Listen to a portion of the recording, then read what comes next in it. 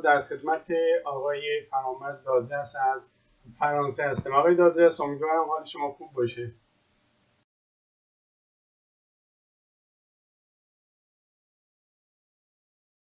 آقای دادرس، صدای من دارید؟ بله صدای شما رو دارم.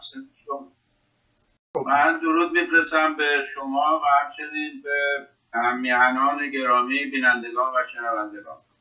خیلی ممنونم آقای دادرس. میدونی که در 24 ساعت گذشته، شاید در 48 ساعت گذشته، مهمترین خبری که در واشنگتن و یا در سراسر دنیا صحبت از حمله ترکیه به قسمت‌های کردنشین سوریه.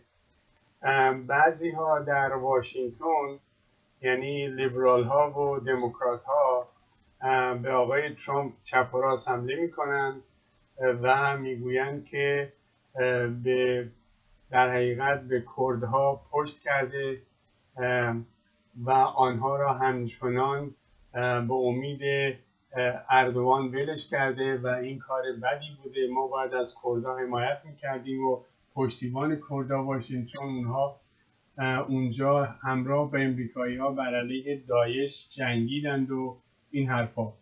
تا اینکه دیروز آقای ترامپ، اینو دوستا برای شما و دوستایی که ممکنه این خبر رو درست نشنیده باشن، دیروز در کاخ سفید آقای ترامپ در مقابل این حمله ها اومد جواب داد و گفتش که اولا کردها هیچ وقت به نفع ما جایی نجنگیدن. کردها در جنگ جهانی دوم در نورماندی که با ما نبودن، کجا با ما جنگیدن؟ بنابراین حمایت ما از کردها صرفاً به خاطر اینکه می‌خواستیم کمکشون کنیم. البته این حرف رو که خیلی ها بر علیه آقای ترامپ صحبت میکردن که آقای ترامپ شاید حالیش نیست و نمیفهمه، از تاریخ چیزی نمیدونه، چون کردها کشوری نبودن که به نفع امریکایی ها بیان بجنگن در جنگ جهانی دوم یا جای دیگه. ولی آقای ترامپ اونجا اشاره کرد، گفت من اینو در یه مقاله خیلی خوبی دیدم که به این موضوع اشاره کرده و درستم میگه. اون آقای ترامپ یا یادش رفته بود یا حوصله نداشت این مقاله. من این مقاله رو در آوردم حالا برای شما آقای دادرس گفته های از این مقاله رو میگم، به این خاطر که چون شما سابقه ارتشی دارید بیشتر متوجه این موضوع میشید. دیروز در روزنامه پرتیراژ امریکا USA Today که نزدیک به 2 میلیون اشتراک داره، یعنی USA Today از روزنامه های بسیار پرتیراژ امریکا، در ستون عقیدتی مقاله بود به قلم بنجامین فریدمن. بنجامین فریدمن رئیس امور مطالعات دیفنس پرایورتی، یعنی اولویت دفاعی امریکا. در این مقاله می نویسه که اولا ما به هیچ وجه برای کردها تا ابد نمیتونیم امنیت اونها رو حفظ کنیم یا از نظر امنیت اونها رو همیشه مراقبت و مواظبت بکنیم، چون این منافع خارجیه نه منافع امریکا. این یه موضوع دیگری که بنجامین فریدمن مطرح میکنه، میگه اولا که این سیاست غلطی بوده که با فرستادن یک اندکی از سربازان امریکا به سوریه با این امید که ما بتونیم ایرانی ها رو از سوریه بیرون کنیم، این کار غلطی بوده. یا اینکه با این سربازها بتونیم بشار اسد را از سوریه پایین بیاریم، این هم سیاست غلطی بوده. ما اونجا اومدیم بر علیه داعش با اینا جنگیدیم، حالا که داعش از بین رفته، خطری تهدید نمیکنه، ما میخواییم که سربازای خودمون را از اونجا بیاریم بیرون. این کاری بود که آقای ترامپ در انتخابات هم قول داده بود و تنها چیزی که ممکنه به ما ایراد بگیرن اینم با صحبت‌های بنجامین فریدمن رئیس اولویت دفاعی امریکا داره می‌نویسه، میگه که تنها چیزی که ممکنه به ما ایراد بگیرن که ما زودتر به کردها نگفتیم که خودتون آماده کنید، ما دیگه اینجا نیستیم. بنابراین این جزء سیاست غلط ما بود که بریم تو سوریه. حالا آقای ترامپ تصمیم گرفته که از این سیاست غلط بیاد بیرون. اینم زمان آقای ترامپ نشده ها، زمان آقای اوباما انجام گرفته. خب آقای دادرس، با گفتن این مقاله از اونجایی که سابقه جناب عالی در اولویت دفاعی بوده در ارتش و مسائل امنیتی، حالا دلمون میخواد که شما به ما توضیح بدید که این جریان حمله کردها که این همه سر و صدا به راه انداخته چیه؟ از حضور شما این یک تاریخ 100 ساله‌ای در منطقه است، هنگامی که منطقه رو پس از سقوط امپراتوری عثمانی فرانسوی و انگلیس ها تجزیه کردن و کشورهای تازه‌ای رو اونجا درست کردن، این ادامه داره. یعنی کردها به دنبال استقلال و تشکیل حالا یک کشور بزرگی کرد هستند، ولی متاسفانه اگر امروز هم این اتفاق بیفته، یعنی این چند کشور کردنشین، یعنی چند منطقه کردنشین که در ایران و عراق و سوریه و از حضور شما ترکیه و بخششون هم در روسیه ساخته هست و هم وصل کنن، اینها نهایتاً با خودشون هم نمی‌سازن و مطمئن باشید که دوباره به 5 کشور تقسیم میشه. ببین یه ملتی هستن که هنوز در قرن 21 با سیستم قبیله‌ای زندگی میکنن. یعنی شما نگاه کنید در بحران عراق از سقوط حسین و بعدم پیدایش داعش و اون میلی که آقای بارزانی داشت، الان نسل سوم بارزانی است که داره اونجا حکومت میکنه. حکومت قبیله‌ای است، ارباب رعیت است. اینها بخش عمده‌ای از بحران اقتصادی امروز عراق تقصیر اقلیم کردستانه بود. اقلیم انقاض به 2 بخش تقسیم شد، یعنی بخش طالبانی، بخش بارزانی. اینها چاهای نفت عراق رو برداشتن، به قیمت ارزون نفت رو فروختن و در نشریات خارجی من 2 سال پیش ترجمه می‌کردن و پخش می‌کردن. 20 میلیارد دلار بارزانی به جیب زد. ولی مردم کرد عایدشون نشد.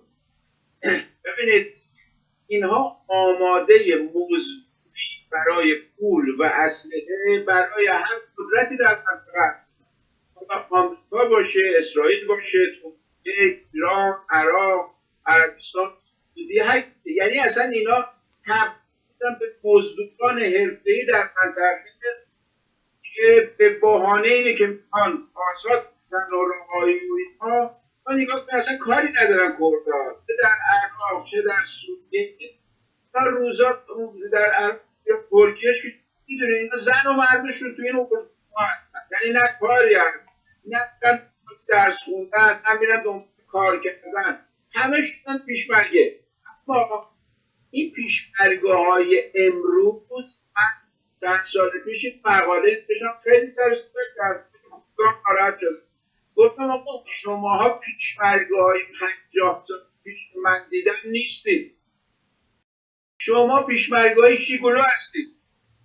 یه دونه تلفن هندی دستشونه، همه بیده هستن یا شبها میشنن توی این سریال‌های خارجی رو که برای ایرانی ها ساختن ترجمه کردن توی تلویزیون فارسی زبان، اینا رو نگاه کن. موقعی که خاطر باشه که 8 در شعبی با نیروهای عراق و نیروهای انتظامی عراق حمله کردن که چای نفت از دست اینا اطراف موصل به در بیارن، تحقیق کرده بودن که ما خوب نیستیم جنگ فلان، اصلا 20 کیلومتر شهر نرسیده بودن، پیشمرگه‌های شیگولو فرار کردن. نگاه کردن رفتن. شما نگاه کن. بذار من یه چیزی براتون بگم. اولین باری که با این مسئله به طور یعنی عینی مواجه شدن با این پیش‌بینی‌ها و جنگی که اینا دارن تو کردستان موقع حزب بعث صدام حسین که من یه بار دوستان همدورای کرد داشتیم، کردهای سنه‌بج و کردستان کردهای کرکوک و اینا خب آشنا بودیم با این. من پام شکسته بود در یه عملیات، من مسئولیت غذایی هم شده بوده. من بردن بیمارستان کنسرتور ارتش تو خیابان بخشم. اونجا یه بخش خازنه داشت. من بردن تو بخش افسران، من دانشجویی داشتیم افسری بود. من بردن تو بخش افسران، اتاقی بود، میدونم اتاقا هم که کارسپاران که بود نه یه اتاق بود 10 نفر افسر یا یه اتاق در اجدار خوابیده. من اونجا که خوابیدم کنار تخت بند یه آدمی هست و خیلی قدیمه و همچنین یه مقدار نخراشیده شکید و ریش و نزده و اینا تیپش که ارتشینه، اونم افسر ارتشین داد. این یه چیزی با لهجه کردی هست من میدونستم، ولی من به فارسی یه نوعی دادم دیدم از کم بلده. یه سروانی اونجا بود سمت این افسر که بستری بود از کرمانشاه اومد پیدهش رو عمل کرده بودن. به من گفت این از کردای بارزانی است. گفتم پس چرا آوردنش اینجا؟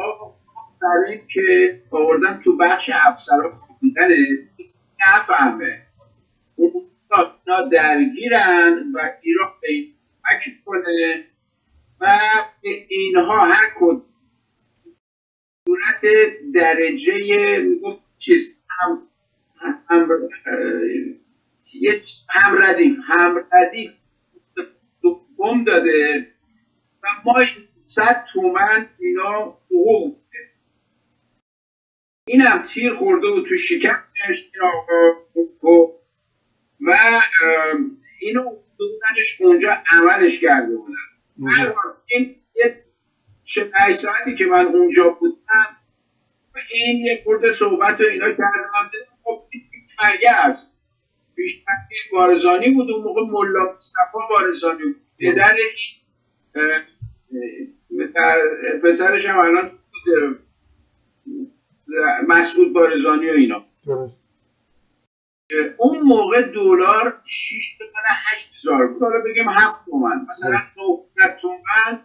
این داستان مال سال 51 تا 52 خورشیدی، یعنی 47 سال پیش میشه. درست. این دار 7 تومن مثلا 100 تومن میشه تقریبا 150 دلار هم چیزی. اون 150 دلار 50 سال پیش خیلی پول بود. درست. شما تو خود آمریکا هم اگر حساب کنید دست بود مثلا از 50 سال پیش یا آمریکایی کارگر آمریکایی فکر کنم چقدر؟ بله درسته کم بود. بعد تا بعدش هم که اشتراک برای دوره یاد نظام اونجا یک دسته کارانداز یه افسری بود کردی بلد بود، یعنی مال اون مطلب یه تعداد هم در اجدارهای کرد رو پیدا کردن که زبون کردی بلد باشن. اینا لباس کردی پوشوندن با خودکارهای 60 میلیمتری و 80 میلیمتری آمریکایی فرستادن عراق. برن اونجا هم به کردا آموزش بدن، همینی که کمک اونا علیه نیروهای بعث حکومت عراق بجنگن. داستان از قبل هم اتفاق افتاد. ملا مصطفی رو شوق‌قدی خوب بردن درجه ژنرالی بهش دادن، چون ژنرال ملا مصطفی یه لباس تنش هست یه عکس هست. ما با اسرائیلی‌ها اگه خاطرات افسرهای ساوا که معمولا افتاد دار دوم که در اون منطقه سرکار داشتن مشخص حالا جالبه که شما نگاه کنید، یک داستانی رو از کتاب خاطرات اعلم اعلم با شاه داشته صحبت میکنه. محمد رضا شاه میگه که میگوید کردهای عراقی فوری با دولت عراق وارد جنگ شوند. شما نگاه کن، این داستان مال 1352 اگرم 52 24 مهر، امروز نمیدونم چند مهره، درست نزدیک میشه به 47 سال پیش، که همون زمانی است که من خدمت رو عرض کردم. درست. محمد رضا شاه میگه اسرائیل کردهای عراقی فوری با دولت اسرائیل عراق وارد جنگ شد. اسرائیل با اونا، ما نمیخواهیم کردها حالت دست اسرائیل و آمریکا شناخته شوند. یعنی شاه ارتباط داشته با اسرائیل. اسرائیل که شاه میگه که باید حمله کنن عراق، شاه میگه ما نمیخوایم اونا به عنوان حامل اسرائیل رو شناخته بشن. اسدالله علم میشه. آقای داده است، یه عرض کردم و آقای داده است به ما اطلاع دادن که صدا یک کمی بریده میشه. ما شما رو دوباره میگیریم. اوکی. با اجازه. خب دوستان عزیز، امروز اینجا بارندگی شدید هست و بارندگی معمولا تو اینترنت همیشه تاثیر میذاره، به خصوص در این اسکایپ و این. حالا دوباره میگیم شاید انشالله صدا بهتر بشه. الو. الان صدا فکر کنم یکم بهتر شد. بله میفرمودید که شاه قبول نکرده.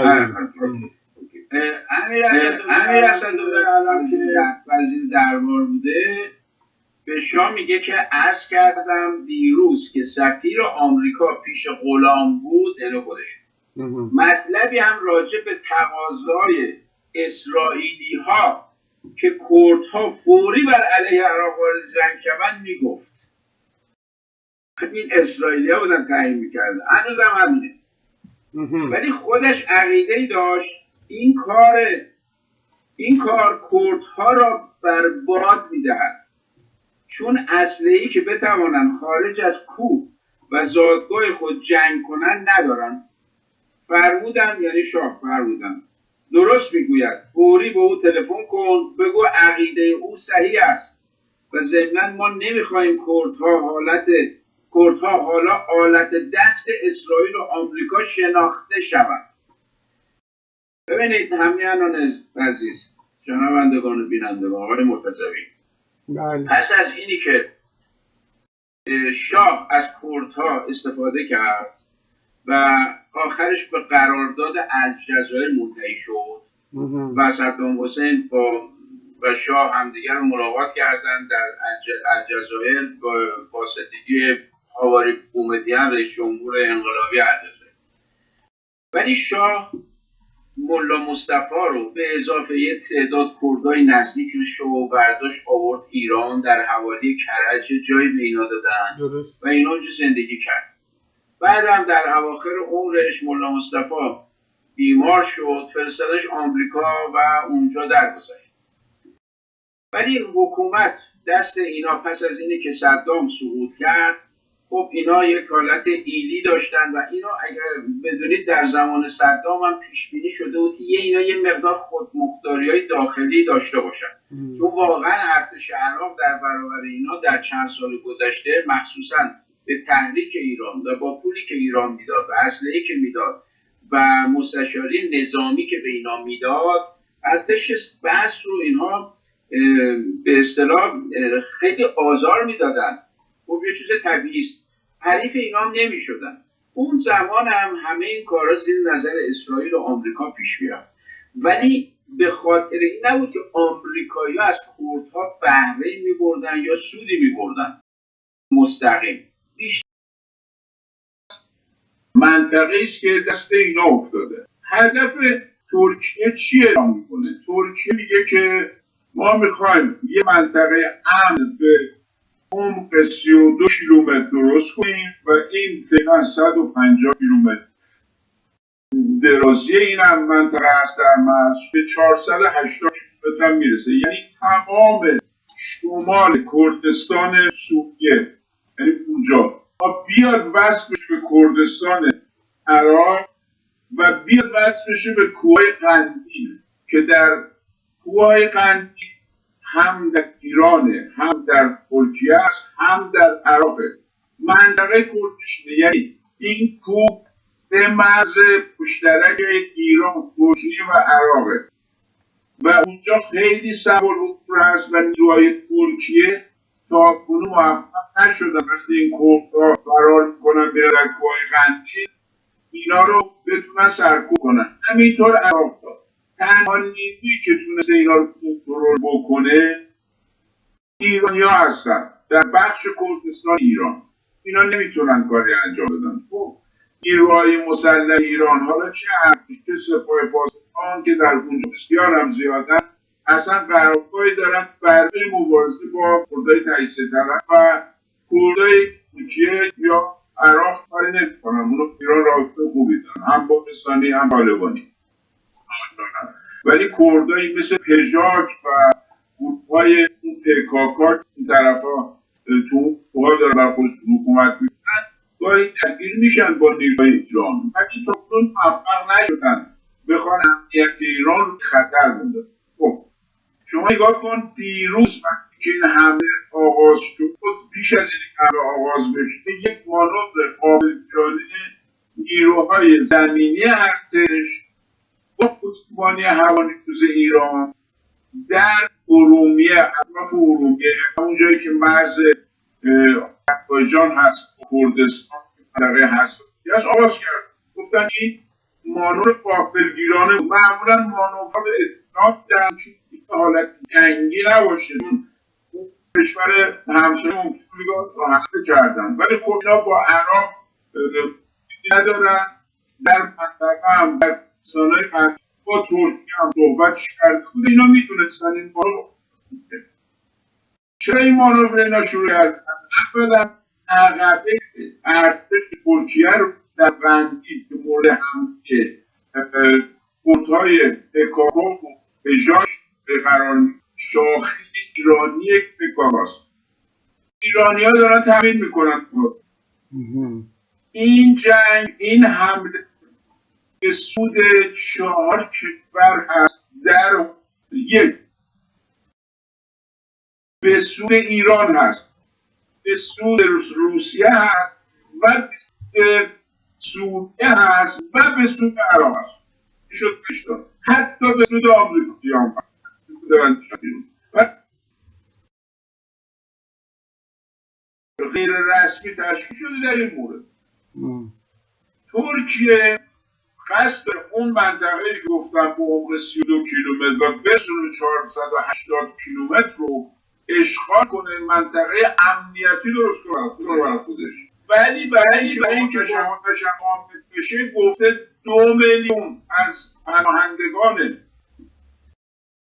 سوری که در ترکیه پناهنده شدند، صدا میاد آقای صدا میاد. 2 میلیون از پناهندگان سوری که در عراق در ترکیه پناهنده شدن و اغلبشون عرب هستن رو گفته ما می‌خوایم اونجا ساختمون و خونه بسازیم، اینا رو برگردونیم اونجا. یک کاری است که حساب شده است. یعنی میخوان دموگرافی منطقه رو، یعنی جمعیت منطقه رو اینا عوض کنن. یعنی با وارد کردن 2 میلیون عرب در منطقه‌ای که مال کرد هاست، این برتری رو اونجا از کردها بگیرن. این کاریست که در طول تاریخ تا کنون اتفاق افتاده. در ایران در زمان نادر این کار کردن، نادرشاه. در ایران در زمان رضاشاه اشایر و یا قبایل رو کوچ دادن، جابجا کردن، از مناطق خودشون دور کردن. این نمونهش رو داریم. به خاطر این یه مسئله سیاسی امنیتی یک کشوره که این کار انجام داره. ترکیه داره این زحمت رو میکشه. برای کی میکشه؟ ایران بعدش نمیاد. برای اینکه فشاری که به کردها بیاد یک تحلیلگر اسرائیلی که الان من اینجا چون این صدا مثل که قطع میشه حالا نامش نمیگم ولی همشو میزنم که تحلیلگر یه انستیتویی از تل‌آویو به ایشون برگشته گفته که نگرانی دولت اسرائیل از حمله ترکیه به کردها این است که کردها بر اثر فشار و جنگ ناچار میشن برن بپیوندن نزدیکن به دولت بشار اسد سوریه درست. و این به سود ایران هست. شرایط رو در سوریه تغییر میده و ما نگرانیم، یعنی میخوان اونجا همیشه آشوب باشه و ایران هم ضعیف باشه که اینا نگران نباشن. پس ببینید تمام مسئله کردها برمیگرده فقط به اسرائیل. حالا آمریکا اگه مداخله میکنه دلیلش پشتیبانی از اسرائیله. اروپا اگر مداخلاتی میکنه به عنوان انسان دوستانه بازم چشمش به اسرائیل، نه برای کردادش رو سوخته. هیچ کس برای کردادش نسوخته. یه مش مردمی هستن که گرفتار یک مش رهبران کدخداهای خودفروش و مزدوری هستن که 100 سال دارن به این مردم خیانت میکنن. حالا این مردم از این بافت قبیله‌ای ارباب رعیتی نیان بیرون، اول باید خودشون رها کنن تا بتونن به یه سرانجامی برسن. مردم بدبخت بیچاره پیرزن و کودک و پیر و جوون اینا چه تقصیری دارن که اون ارباب اینا پول میگیره از خارج و میره اونجا اینا رو درگیر جنگ میکنه؟ اینم که نمیشه که آقای مرتضوی عزیز، این نمیشه که کردا هر کسی پول میده خودشونو میفروشن، سرانشون خودشونو میفروشن و زمانی که به تنگینا برمیخورن هوا برمیدارن که به داد ما برسید، آقا دارن به ما ظلم میکنن، این ترکا نمیدونم این گرگ‌های وحشی دارن این کارو میکنن. آقا بالاخره یه روزی باید در اون منطقه امنیت برقرار شه، آرامش برقرار شه. شما چرا بازی خورید همیشه؟ آقای دادیاش در دوران 100 سال اینا بازی خوردن. نمونه ها بسیار، آقا اگه من بخوام بگم نمونه های بسیار زیاده، ولی این جریانی که داره اتفاق میفته اتفاقا بیش از همه سودش به ایران میرسه از نظر منافع ملی و امنیت مرزهای کشور. یعنی اولا الان این انتقال پیدا کرد بحرانی که در خلیج فارس بود و همه نگاه معطوف به خلیج فارس بود، آرامکو و یمن و سعودی و اسرائیل و تلویزیون‌های لندن و رسانه‌های لس آنجلسی که هی میگفتن و میدوختن و این حرفا. خب الان منتقل شده به کردستان سوریه، با ما خیلی فاصله داره، دست کم 700 کیلومتر با مرزهای ایران فاصله داره. خب این اتفاقی که اونجا افتاد نشون دهنده اینه که ایران منافع ما در همونطوری که هفته پیش اون آقای خامنه‌ای صحبت از عمق استراتژیک میکرد و گفت ما باید به بیرون بیشتر بریم. خب اینه، برید بشینید میگن این آخوند اندام دوزاریه. این آخوند با اون خامنه‌ای از محمد رضا شاه خیلی بیشتر سیاست سرش پیشنهاد 40 سال. یعنی اون حتی پیشبینی بعضی چیزا رو نمیتونست بکنه. شما یه نفر گذاشتید 40 سال رو حکومت میکنه، خب یاد گرفته. کدوم سیاستمدار 40 سال تجربه داره؟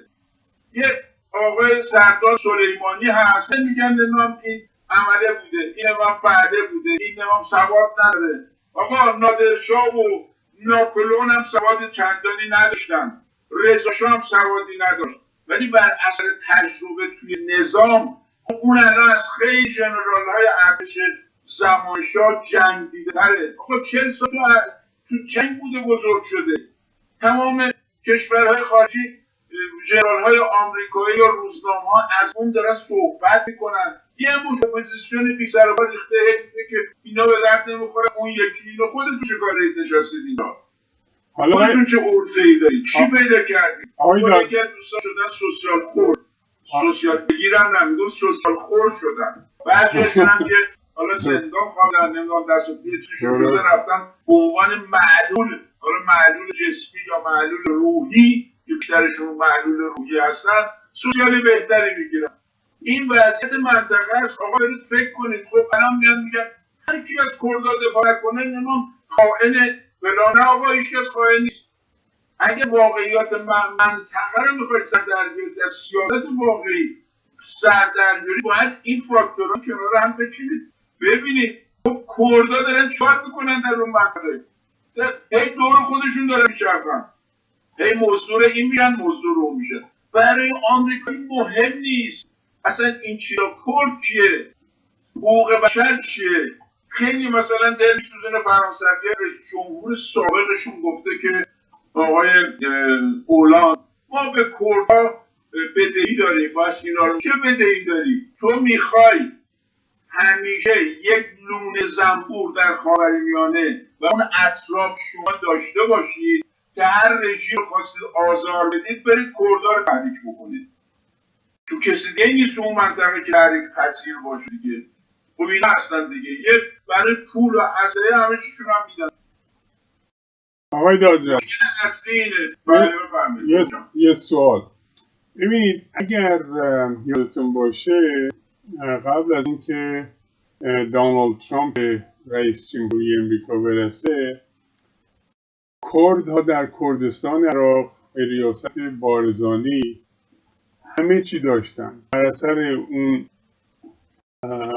پرواز ممنوع عراق که امریکایی ها در جنگ اول درست کردن، در جنگ اول عراق به کردها خودمختاری کامل دادن. بارزانی در کردستان عراق اربیل همه کاره بود، قراردادهای خارجی بس، نفت اونجا رو میفروخت، همه این کارا رو انجام میداد و اونجا میگفتن که آره این منطقه آزاد فلان.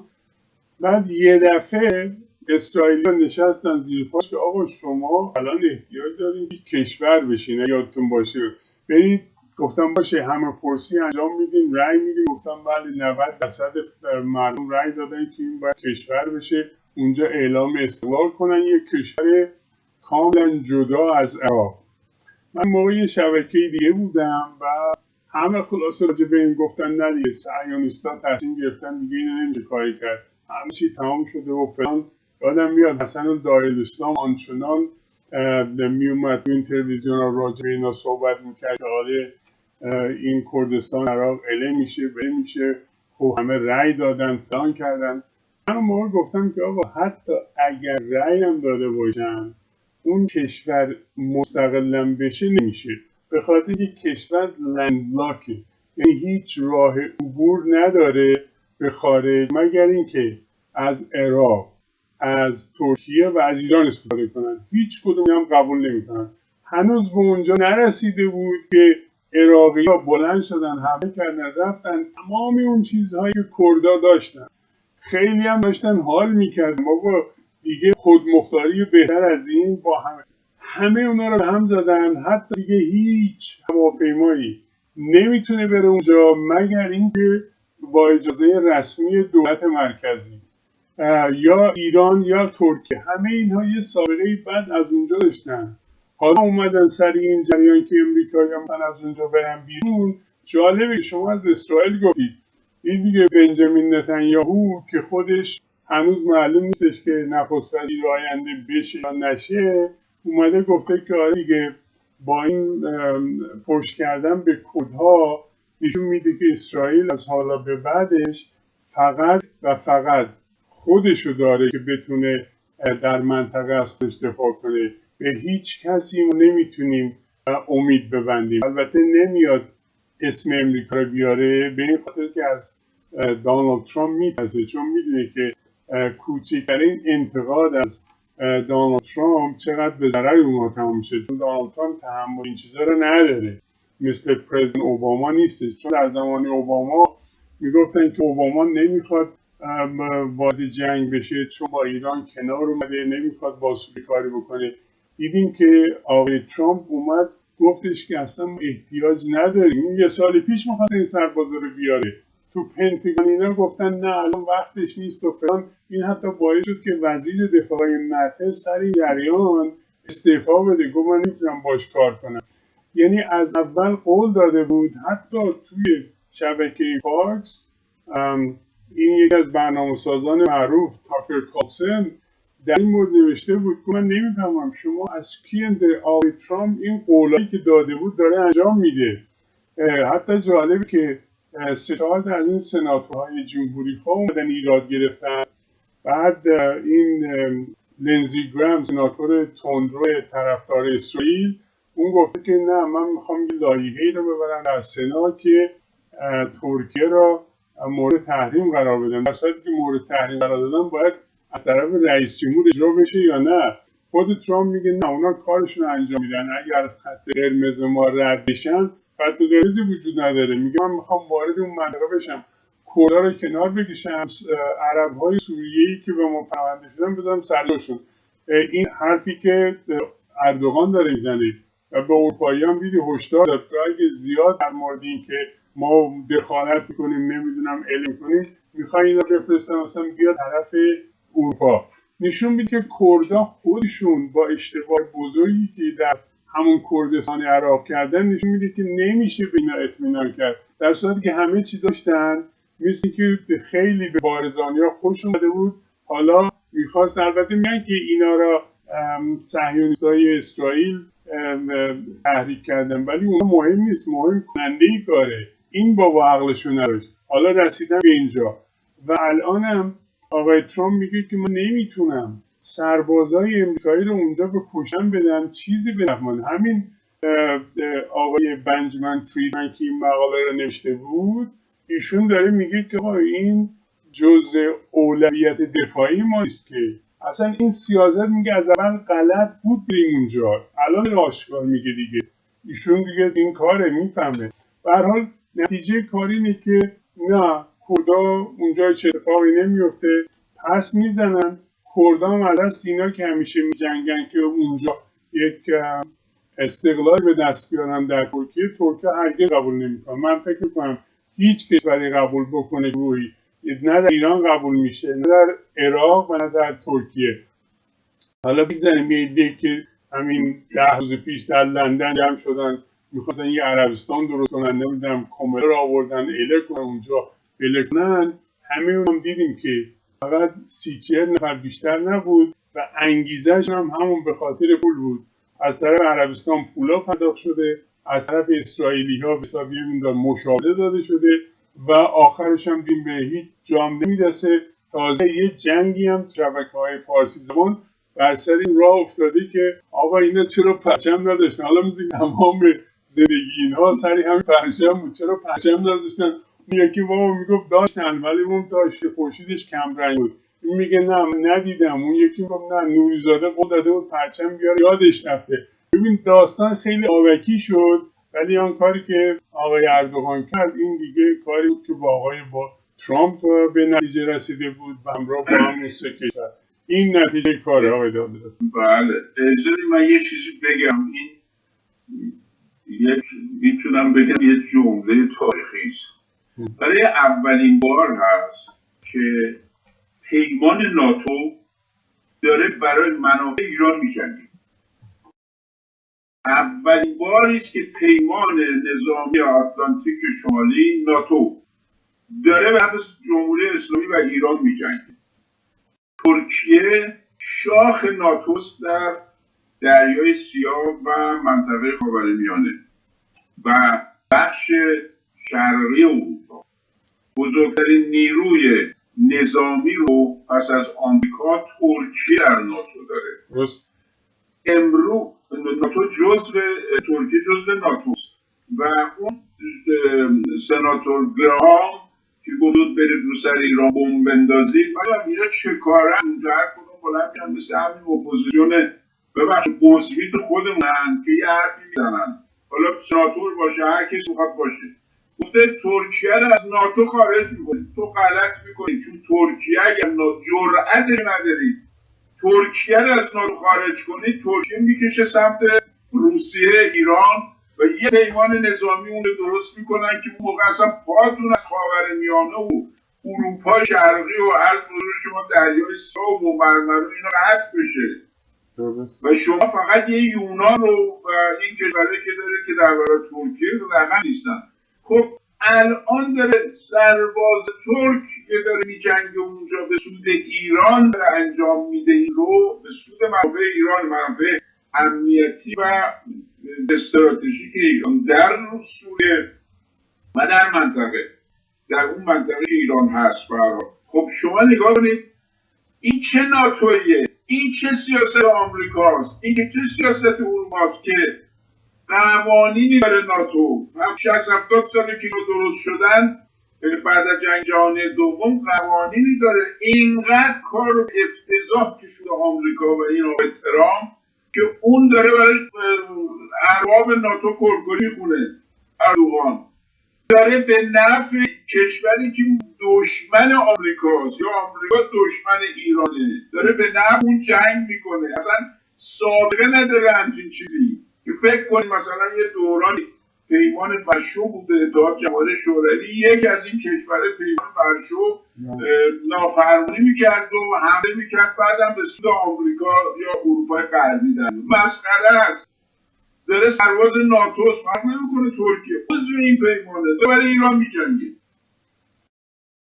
حالا آقای دادرس، یه چیز جالبه که همین یکی روز پیش در برنامه هم من بهش اشاره کردم. بعضی از کسانی که از دونالد ترامپ انتقاد میکنن بر سر این جریان که چرا به ترکیه این اجازه داد و فلان، یک از اینها نیکی هالی قبلا سفیر ترامپ بود در سازمان ملل، همونی که هر روز بر علیه ایران شاخشونه میکشید، اعلامیه میداد دیگه. صهیونیست همون که هندیه دیگه. آفرین همون هندی، خانم هندی. دقیقا همون خانم هندی. اون خانم هندی همسرش یک نظامی هم هست امریکا. اون موقعی که این همه به نفع اسرائیل در سازمان ملل بر علیه ایران شاخشونه میکشید دلیل داشته، چون قول داده بودن که هر موقع اون کار تموم بکنه بهش یه شغل خوب با درآمد خوب خواهند داد. چون در یه مقاله من خونده بودم اون موقع که این خانم بدهکاری زیادی داره.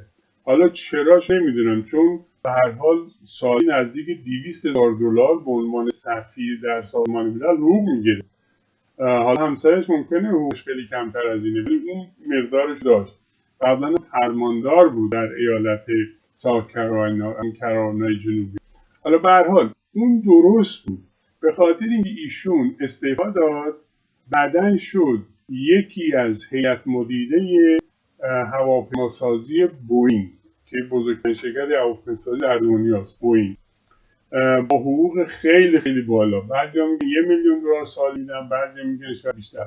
به هر حال ایشون اومد از آقای ترامپ انتقاد کرد که این کار درستی نبود. حالا جالبه که یکی از طرفدارای ترامپ، برنامه‌ساز همین اشاره بهش کردن، تاکر کارلسن، در فاکس اومد یه تفسیری بر علیه این خانم کرد، اینو سکه پولش کرد.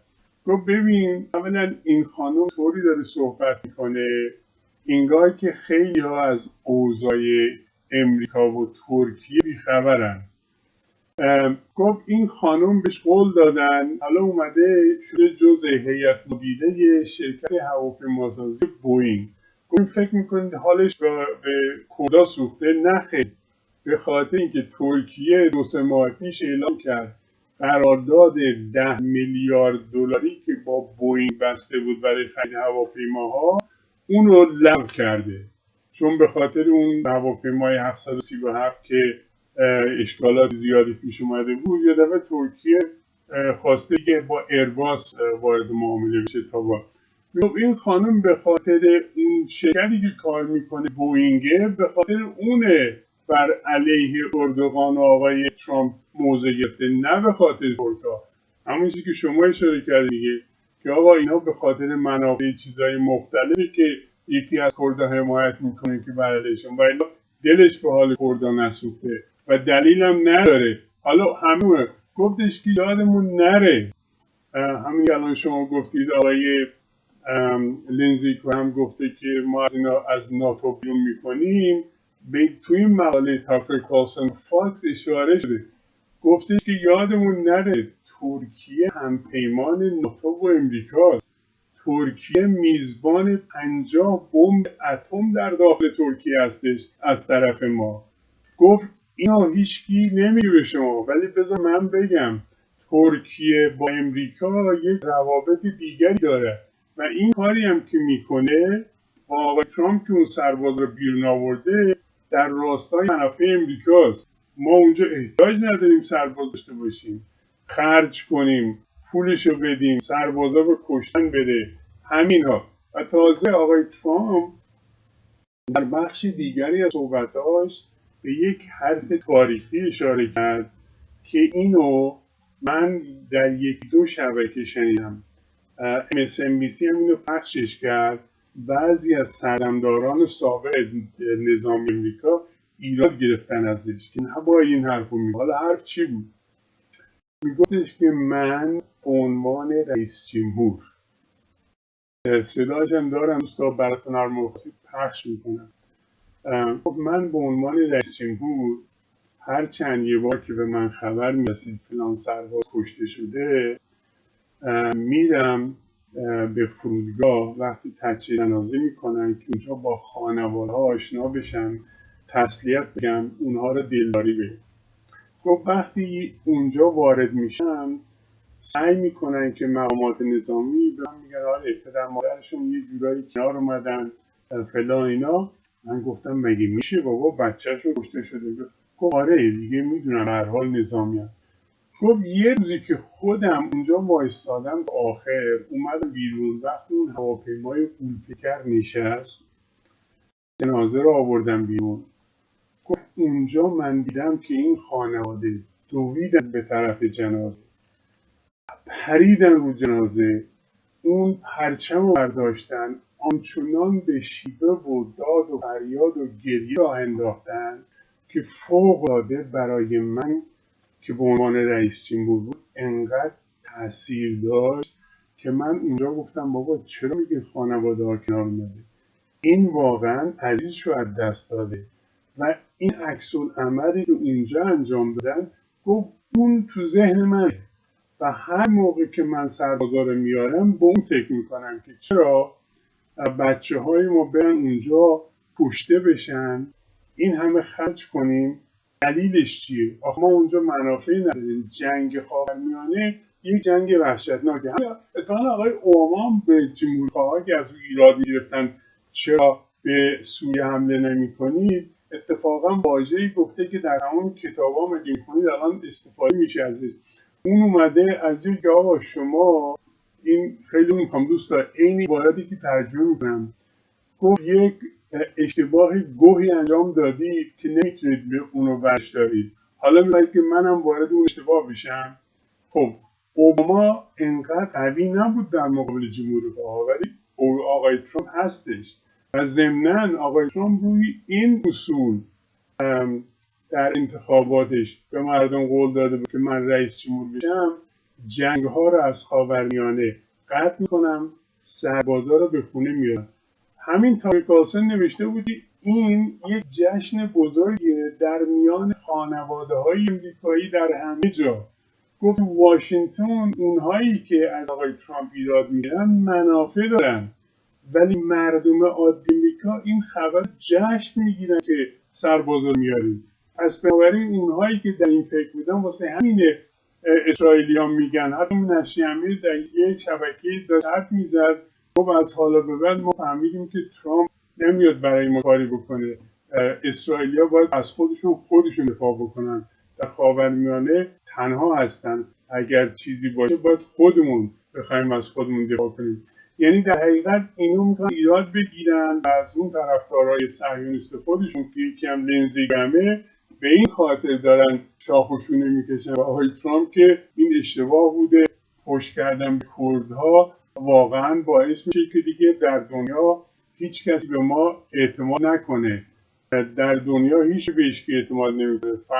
فکر کنم دوگل بود گفته بود که آقا این منافع از همیشگی، دوستی که همیشگی نیست، منافع کشورها همیشگی.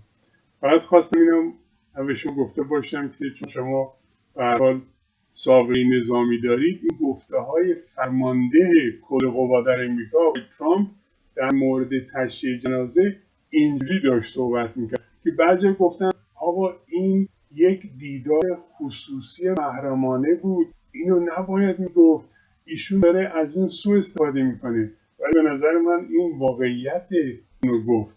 اونها که خانواده های شهید هستن و منم یکی از اونا، میدونم دقیقا آقای ترامپ چی میگه.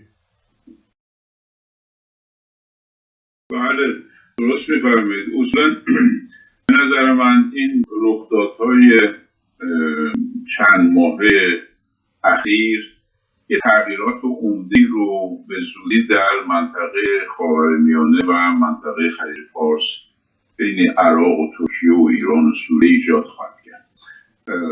مسائل زیادی بود که آمریکا به نظر من شکست خورد، شکست‌های مفتضانه‌ای خورد، مثل زدن پهپادشون، حملات با آرامکو.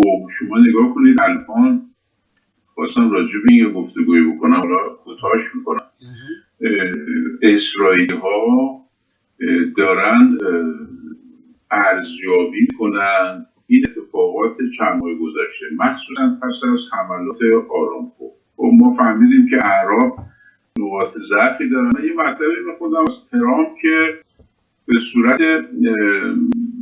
حالت البته گفته اینو به عربستان وقتی چیز شده، گفته من دوست دارم به شما اسلحه بفروشم ولی تضمین ندارم که از شما دفاع بکنم. این هست، اینم من امروز خوندم. درسته. خب این یه هم چیزی گفته بود من تضمین برای دفاع از شما ندارم ولی خیلی مایل به شما اسلحه بفروشم. اون دیگه خودشونن. خب عرب مشخص شد دارن برمیگردن و برن با ایران مذاکرات رو آغاز کردن، برن با ایران به صلح برسن و برای منطقه واقعا لازمه صلح بین ایران و سعودی و کشورهای جنوب خلیج فارس. چه بهتر، چرا اسرائیل بیاد در اونجا قرارداد عدم تجاوز یا مداخله ببنده با کشورهای حاشیه خلیج فارس که مثلا با چیکار کنه؟ تازه اسرائیل هم هدفش سود بردن از مسائل اقتصادی، یعنی بمیشه به عربا. ایرانی که بایستی عدم تجاوز رو با اینا امضا کنه، پیشنهادم کرده بود خود آقای ظریف وزیر خارجه و روحانی. اما اسرائیلی ها به شدت افتادن دنبال تجزیه و تحلیل این حملات. این حملات، حالا ما منتظر بودیم که اون ژورنالیست ایران در لندن که اون شب به برنامه میگفتش که به زودی و به طور قاطع به طور یقین رو میشه که اینا رو ایران کرد و اینا. و این اپوزیسیون نادان میتونم بگم، یعنی میتونم بهشون توهین بکنم. یک گاهی لازمه به اینا توهین کرد، نمیگم ناآگاه و که ادعای همه چی دارن اینا، ادعای نظامی و سیاسی و اقتصادی و هر کدومشون همه کارن. اینا میگفتن که این موشک‌های ایران، این پهپادهای ایران، این گلوله‌های ایران، اینا همه قلابیست، اینا همه فتوشاپ و جعلیه و اینا هدفی و مقوایی. خب مرد حسابی آقایون، شمایی که میگفتید اینا قلابیه، چطور فردا که آخر زد اون دقت عمل که شما عکس برید نگاه کنید خیلی جالبه، میشه بحث کرد ساعت ها. خب شما که گفتید کار ایران بوده، ایران نداشت که، ایران مقوی داشت، حرفی داشت، دوله بخاری داشت، آقای ژورنالیست، آقای متخصص، آقای کارشناس، لس آنجلسی ها. شما که گفتید اینا همه کشکه، حالا چطور میگید اینا زده؟ ایران که میتونه بزنه که. اینجا مشخص که دارید به مردم دروغ میگید. خب اسرائیلی الان متوجه شدن که در برابر این سیستم، اولا این سیستم رو اینها به این شکل دارن توجیه میکنن، میگن پهپاد بوده، موشک کروز هم بوده. موشک کروز قادر گاهی اگر خوب تنظیمش بکنن از در فاصله کوتاه، سطح کوتاه رد شه و در حقیقت بشه رادارگویی. رادارها نتونن اینو بگیرن آخر تحصیل. اما اینا میگن یه تلقیقی بوده، پهپادها به عنوان نویگاتور استفاده کردن، GPS استفاده کردن، موشک ها به وسیله اونا هدایت شده و جایی هم پهپادها میتونن رادارها فریب بدن که موشک ها رد شن. این احتمالات نظامی و تکنیکیه. الان اسرائیل وحشت برش داشته که اگر چنین حمله‌ای به طور ناقابل روی اسرائیل انجام بشه، اسرائیل یک کشور کوچیکه، اون روزنامه‌نگار مزدور عرب و اسرائیلی که نشسته تو لندن میگه ایران آسیب پذیره چون ایران خیلی بزرگه، اگه بزنن داغون میشه. ولی اسرائیل چون تای سوزن سرجام چیزه، نه هیچیش نمیشه. شعور رو نگاه کنید، پولی که به اینا میدن اینقدر به اینا میچسبه که حاضرن هر چرند رو بگه تو اون چیزشون هم تاریخ هم بمونه این چرندگی. خب بابا جان، خود اسرائیلی نگران نیروگاه اتمیش اینا 50 سال گذشته ازش، یعنی عمر 50 سالی که از فرانسویان گرفتن. این اصلا باید بازسازی بشه، خرجش میلیاردها دلاره. اسرائیلیان منتظرن یه چیزی پیدا شه، کشور اروپایی، عربی، آمریکایی میگه آقا بفرمایید بگیرید نیروگاه رو حبس کن. اینا هم از این لوتیگری‌ها به قول معروف ندارن که به صورت نیست. خب اینه که بابا موشک‌های حزب الله رفته بودن خدای حزب الله با سر اون نیروگاه. خب این نیروگاه تو اسرائیل منفجر بشه، آقا نصف اسرائیل از بین رفته، حتی به ضرر کشورهای همسایه هم دارن نگرانن. جنرالاشون، متخصصینش، افسران اطلاعاتیشون که مبادا همچین چیز بشه. وقت ما نشستیم اینجا 4 تا ایرانی که من نمیدونم چی میگن چی نیستن، واقعا آدم وقتی میخونه یا میشنوه جوک شده. واقعا همینطوره. مسخره است واقعا اینا. چه تحصیل شما مردم میدید؟ 40 ساله دارید از این وعده ها میدید، هی روزم میگن نه با جمهوری اسلامی. آقا جمهوری اسلامی تازگی ها اعلام کرده، همینو من توی رسانه اسرائیل خوندم، گفته که دوله های توپخانه رو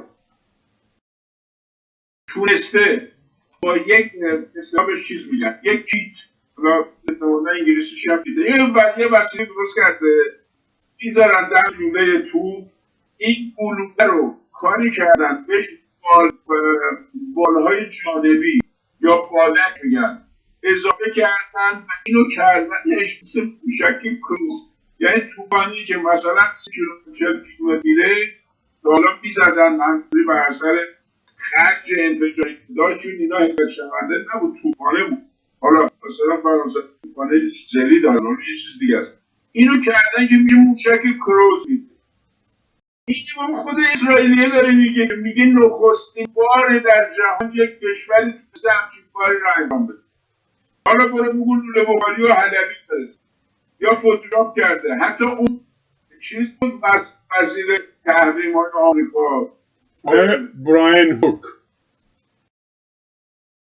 اون آقای براین هوک هم از اینا میگه. براین هوک اون آخه شما نگاه کن، اون وزیر چه میدونم وزیر وزیر تحریم ها، این آقا با این ادعاشون میاد میگه که این فتوشاپه. خب الان اسرائیلی خودش فهمیده که بابا فتوشاپ نیست، یه واقعیتی در کار هست. نمیشه که این بحران در منطقه تا کی میخوان اینا ببرن؟ تا کی باید اسرائیل اونجا همه رو سرکوب بکنه که فقط خودش امنیت داشته باشه؟ گاهی هم شما نگاه کنید، همینی که من از شاه نقل کردم و اعلام سال 52 خورشیدی اسرائیل گفته که کردها باید حمله کنن. به اسرائیل که مربوطه؟ چرا کردها باید حمله کنن به دستور تو؟ امروز هم ما داریم همین مسائل رو میبینیم دیگه.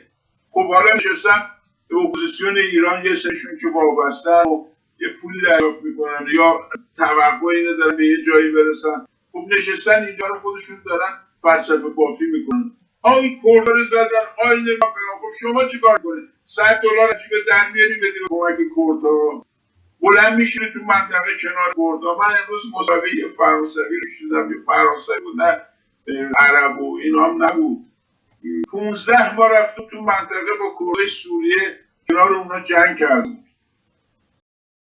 خب نشستی تو آلمان و سوئد اینا و آمریکا برنشون برو دیگه، نشستی اینجا فقط شعار میدی. آقای داده از اتفاقا حرفی که شما گفتید من یادی همین دوباره تفسیری از این مفسر فاکس انداخت اونم در مورد امریکاییات و واشنگتن، یعنی همینایی که از ترامپ در این مورد انتقاد میکنن. گفت من از اینا یه سوال دارم، آیا تو عمرشون تا حال با یه کردی آشنا شدن؟ اینا همین سوال میکرد. ولی اونی که شما اشاره کردید به سال 1352 که اسرائیل گفته بودن با صدام بجنگن، در اونجا تو این کتاب The Lion and the Eagle که نوشته جیمز بیل هست اشاره شده و جالبه که اونجا گفته که هنری کیسینجر به اسرائیلیا میگن که ما یه سری اسلحه هایی در جنگ ویتنام به دست آوردیم که مال روساست. در ویتنام روسا به ویتنامیا کمک میکردن. میگو ما میخواییم اون اسلحه رو یواشکی میدیم به شما، شما یواشکی بده به شاه هم بده به کردها. وقتی اونجا کردها با صدام بجنگن، این اسلحه ها گیر بیاد، میگن پس روسا به اینا دارن کمک میکنن چون اسلحه روسیه. خب اونجوری ما اینا رو گیج میکنیم که صدام مایوس میشه از کمکی از روسیه دریافت میکرد. این خاصه خیلی پیچیدگی داشت. ولی در مورد این اسرائیل شما درست گفتید، این برنامه سازهای شبکه‌های قلابی که هدفشون صرفاً فقط خاک تو چشم اومده بنداختنه، میگم مردم نمیدونن دیگه. الان در دنیای اینترنت کسی که یک کمی وارد باشه که از طریق اینترنت اینا رو میبینه، به خبرهای دیگه هم دسترسی داره. یکی از کارشناسان وزارت دفاع اسرائیل همین صحبت‌های شما رو در جروسلم پست رسما مطرح کرده. گفت اتفاقی که در عربستان افتاد ما رو خیلی نگران کرده که ایران دسترسی به یه سری سلاحایی داره که راحت از این دایره امنیتی ما عبور میکنه بدون آنکه ما بتونیم شناسایی کنیم. حالا در این مقاله یه جای دیگه اشاره کرده که ما تنها اسلحه سری که بر علیه ایران داریم اینه که بیشترین سربازهای ما در ارتش اسرائیل مشغول فرا گرفتن زبان فارسی، یعنی اونها از این طریق سربازهای خود آماده میکنن که اونها به فارسی خوب بخونن و بنویسن. حالا این اسلحه سری چه اسلحه‌ای هستش بر علیه ایران نمیدونم، شما چون به کار ارتش هستید از شما را راهنمایی کنید آقای دادرس. ببینید این اتفاقی که شما گفتی اسلحه روسیه و شوروی رو برای بدن رد کنن، این همین مسئله رو درباره یمن انجام دادن. دورانی که امام یمن صعود کرد به وسیله نظامی‌ها و به پشتیبانی جمال عبدالناصر و جمهوری تأسیس شد، در اونجا تنها جمهوری شبه جزیره عربستان هست. خب هم شاه، ایران، اسرائیل و سعودی ها با موافقت آمریکا و انگلیس اینو طاقت نمی آوردن. خب شروع کردن به همین کار. اسرائیل اسلحه‌ای از مصری و از اعراب در جنگ 1967 گرفته بود. اون موقع جنگ 73 هم نشده بود دیگه، جنگ 54-67 اینها اسلحه شوروی بود. اینها رو آوردن از طریق ایران دادن به ایران، از طریق ایران بردن به یمنی‌ها تحویل دادن و خود کمکه که پولش البته اسرائیلی‌ها پولشی گرفتن، عربستان پول اینو داد بردن اونجا دادن. یعنی از این کارا سابقه داره. حالا یاد گرفتن زبان فارسی به نظر من دیدم خیلی هم تبلیغ میکنن. بیشتر به نظر من در مورد جنگ‌های متقارن یا جنگ‌هایی که هیبرید اینجا بهش میگن. این شامل چند نوع جنگ میشه، از عملیات نظامی شروع میکنه تا اقتصادی، سیاسی، جنگ روانی، تبلیغاتی، همین فضای مجازی. این بیشتر به نظر من در مورد مسائل اطلاعاتی و مجازی، چون الان اسرائیلی‌ها شدیداً در فضای مجازی جاسوس استفاده میکنن و تماس میگیرن با ایرانی‌ها که اگه دسترسی داشته باشن. ایرانی‌ها هم که چه عرض کنم هستن کسایی که اصلا عاشق جاسوسی هستن، یعنی یه پولی به اینا بدن، اینا نوکر اسرائیل و آمریکا و هر جایی که میخواد باشه بشن. این داستان بیشتر اینه به نظر من، کما اینکه چند روز پیش، حدود یه ماه پیش، من یه مطلبی رو میخوندم در مورد حملات سایبری ایران که اصلا اینو مایکروسافت اعلان کرده بود. حملات سایبری ایران به آمریکا در مورد دخالت در انتخابات آمریکا. ولی من روزنامه‌های اسرائیل رو بررسی کردم، یکیشون نوشته که یک ایران کوشش میکنه از طریق اینترنت و فضای مجازی در اسرائیل مأمور استخدام کنه، عامل یا حالا میگن جاسوس، جاسوسی نمیشه، جاسوسی کور دیگه، ولی کلا مردم به اسم جاسوس میشناسن، جاسوس استخدام کنه و شبکه‌های اطلاعاتی تشکیل بده و اسرائیلی‌ها فهمیدن و یکی از این شبکه‌ها هم اینا خنثی کردن. یعنی ایران هم این کار داره میکنه. منتها ایران از طریق اعراب ساکن اسرائیل میکنه. شما چند وقت پیش هم خاطرتون هست وزیر اسرائیلی رو که آدم حسا و فاسدی بود چند سال برای ایران جاسوسی میکرد که حالا زندانش کرده، محاکمه‌اش کردن. از این اینا هم جاسوس دارن اونجا، کامل دارن. و هر حال بیشتر به نظر من توی این که اسرائیل یک سلاح خارق العاده‌ای داره، من هم گمان نمی‌کنم اون سلاح چه ربطی داره به فارسی صحبت کردن. فارسی صحبت کردن برای نفوذ در دشمن، فهمیدن چی میگن. منم دیدم یه تیکه کلیپی هم دیدم که این جوونا و سربازا، حالا دختر پسر نشسته بودن فارسی یاد میگرفتن یا حرف میزدن بتونن به دام بندازن. مخصوصا هم دیدم تعداد خانوما بیشتره، دخترها بیشتره. اینا از این نظر بیان و الان هم من برخوردهایی داشتم در همین صفحات مجازی، فضای مجازی فیسبوک، که شما میبینید یه نفر که نظامی اسرائیلیه، یعنی وجود داره، نه که یا آمریکایی در افغانستان، در عراق، مثلا خانوما تقاضای دوستی برای ایرانی‌ها می‌فرستن. اینو نمونه‌ها شما دیدیم که بتونن از این طریق اطلاعات کسب کنن، نزدیک بشن و از اون حرکتی که الان این سیستم‌ها اجازه میده. بیشتر به نظر من توی این مایه است. دقیقاً. و اما آخرین مطلبی که من دارم آقای دادرستم، امروز جواد ظریف در مقاله‌ای در روزنامه کویتی الرایولوم اگه اشتباه نکنم نوشته بود که اگر در خلیج فارس یک کشور امنیت نداشته باشه هیچ کدوم از ماها نخواهیم داشت و اشاره کرده بود که چجوری کشورها باید دور هم جمع بشن، مسائل امنیتی خودشون رو با هم در یه مذاکره در کنار هم با هم این مسائل رو حل کنن. در این زمان دفتر نخست وزیری پاکستان اعلام کرد که نخست وزیر پاکستان به زودی به ایران میده. این برمیگرده به صحبت‌هایی که آقای روحانی انجام داده بود در حاشیه مجمع سازمان ملل که او یعنی به محمد ابن سلمان از او خواسته بود که هم از اون هم از نخست وزیر عراق که بین ایران و عربستان سعودی میانجیگری بکنن، که گفت که همونطور که در اون مصاحبه شبکه CBS هم به سلمان گفته بود که ما ترجیح میدیم از راه سیاسی مسئله حل بشه تا از راه نظامی.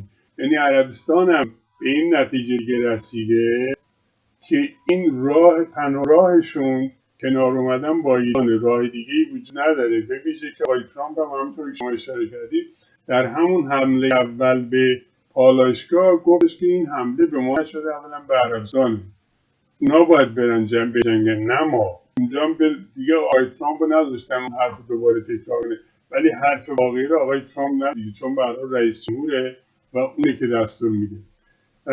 خواستم ببینم در این مورد اگر نظری دارید و یا مطلب دیگری دارید قبل از خداحافظی در خدمتتون باشم. از حضور شما من گمان میکنم که خب حرف ظریف درست بوده.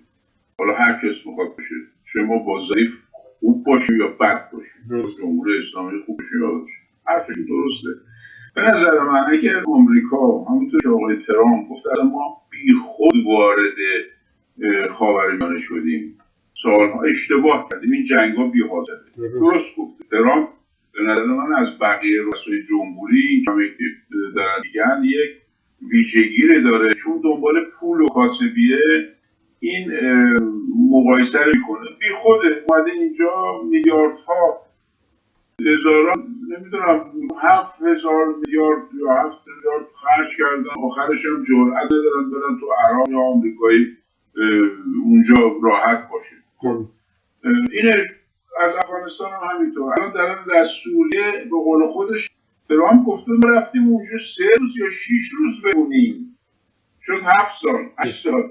خب اگر آمریکا منطقه رو خالی کنه بره و واگذار کنه به خود کشور منطقه و اسرائیل هم بفهمه که دیگه یه پشتیبان همه جانبه مثل آمریکا نداره. تو اروپایی هست الان چند ساله خیلی درسته که حمایت میکنن از اسرائیل، ولی نه اون حمایتی که آمریکا داره میکنه.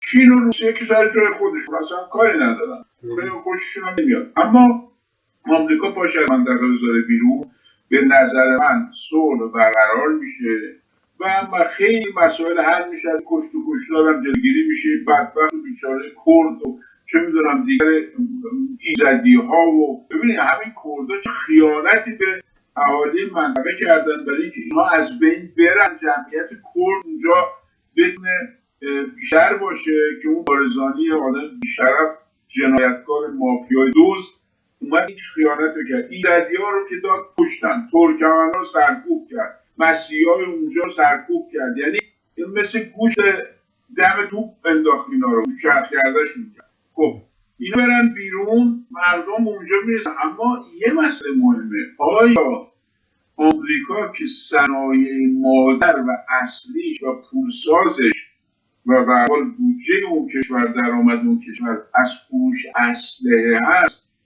آیا میره بیرون؟ چون اگه بره بیرون صلحی برقرار بشه اسلحه رو به کجا بفروشه؟ این یه مشکل بزرگه، برای این باید پاسخ پیدا کرد. بره بیرون و از امروز فردا بره بیرون، باور کنید آرامش برقرار میشه. باشه آقای دادرس، خیلی ممنونم از وقتتون، بسیار استفاده کردیم. من ضمن سپاسگزاری از جناب عالی تا گفتگوی دیگر در هفته آینده از شما خداحافظی. منم از شما سپاسگزارم، لطف کردیم. به هر حال یه بحث گفتگو کردیم، گاهی صدامون رو بالا پایین، ولی خب به هر حال واقعیت هاست که باید همراهان ما بشنون. منم از شما سپاسگزارم، تا هفته آینده. خدا نگهدار. خیلی ممنونم، شبتون خوش در فرانسه. خب دوستان گرامی، گفتگوی ما رو با آقای دادرس شنیدید. امیدوارم که از برنامه امروز استفاده بردید. سپاسگزارم از مهر و محبت‌های شما. این برنامه رو به دوستان معرفی کنید. همونطور که در اول برنامه خدمتتون عرض کردم، ما تقریبا در تمام شبکه‌های اجتماعی فعلا داریم پخش میشیم. اینستاگرام آخرش بوده که شروع کردیم، تلگرام هم که هستیم، علاوه بر فیسبوک و یوتیوب و آپارات و تویچ. اینا همه به خاطر کمک‌هایی که شما انجام دادید تا ما بتونیم تو شبکه باشیم. با ما در تماس باشید، چرا که ما همیشه با شما در تماسیم. وقت ما تموم شد. ممنون و سپاسگزارم از وقت شما. تا برنامه بعد همه شما رو به خدای بزرگ می‌سپارم. خدای نگهدار.